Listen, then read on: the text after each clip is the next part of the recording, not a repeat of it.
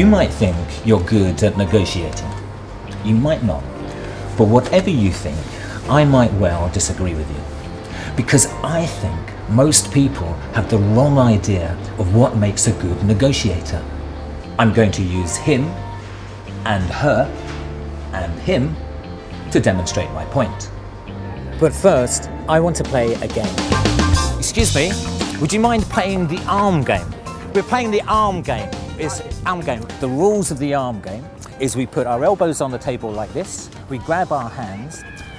You're gonna get a point every time the back of my hand hits the table. I get a point every time the back of your hand hits the table. Are you ready? Yeah. Okay, on your marks, get set, go. Okay.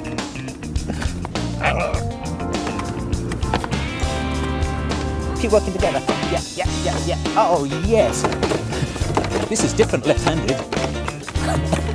So, let's tot up the scores. So, what has this got to do with negotiation? Let's go back to this guy. Old school negotiators, like him, see negotiation as an arm wrestle. They try to get as much as they possibly can, usually at the other person's expense, and they don't think they can budge an inch. But as we just saw, arm wrestling isn't the best way of maximizing your points, because all of the energy is spent against the other person. Work with the other person, and both parties do much better. Research has shown that collaborating, finding that win-win solution, is the best approach, even for selfish reasons. Now, some of you might not believe this. You might be an old school negotiator yourself, and maybe you've come away with a couple of deals that have worked out well for you, and that's why you think you're good. This is where we bring in our friend, the dolphin. We think dolphins are nice and friendly because they have a nice smile, and they've been known to save drowning swimmers and bring them back to shore. One even actually saved Dick Van Dyke from drifting out to sea. Had they seen his films? But what if there were evil dolphins? What if some dolphins actually steered swimmers out to sea so they drowned? Well, we wouldn't know because there'd be nobody to tell the story. We only hear of the ones that have been brought back to shore because they are the only ones that survive.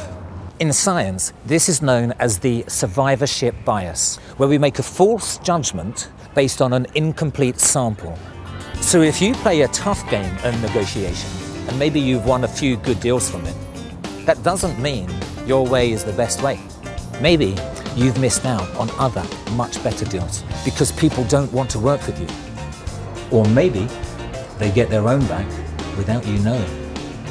I call this the principle of never be rude to the waiter. You can call them whatever you like, and they'll take it with a smile.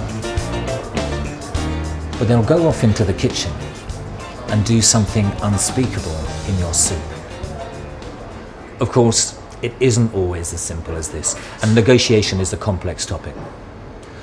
But overall, successful negotiators work with each other rather than against each other. So remember, next time someone asks you, play the arm game, not the arm wrestle.